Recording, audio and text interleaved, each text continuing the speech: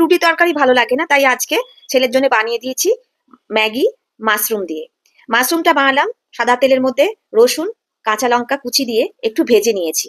মাশরুমটা ততক্ষণ ভাজতে হবে যতক্ষণ মাশরুম থেকে যে জলটা বেরো সেটা না শুকিয়ে যাচ্ছে। একটু নুন দিয়ে দিলাম, এইভাবে নাড়াচাড়া করতেই হবে, করে দেখো ঠিক এইরকম কালার আসবে, তখন বুঝবে মাশরুম ভাজা হয়ে গেল।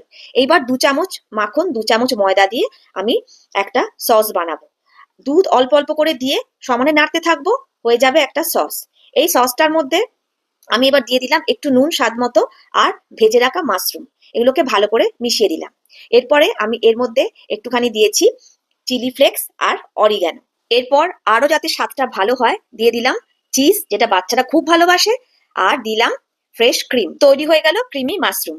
এটা পরোটা কিংবা লেমন রাইস, ফ্রাইড রাইস সবার সাথেই ভালো লাগে। আমি তাড়াহুড়োর জন্য ম্যাগির সাথে ওকে বানিয়ে দিয়েছি। তোমরা কিসের সাথে খেতে ভালোবাসো ক্রিমি মাশরুম জানিও। আজকে রেসিপি কেমন লাগলো জানিও তাহলে। সবাই ভালো থেকো, আজকে আসি, টাটা।